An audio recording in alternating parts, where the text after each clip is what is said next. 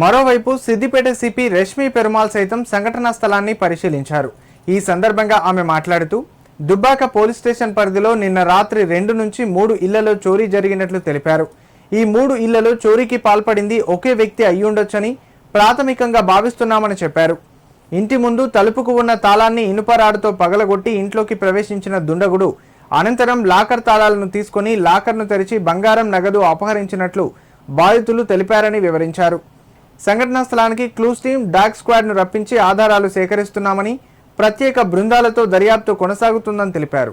నిందితుడిని త్వరలోనే గుర్తించి అరెస్టు చేసి పూర్తి స్థాయి విచారణ చేపడతామని సిపి రష్మి పెరుమాల్ వెల్లడించారు. అందరికీ నమస్కారం.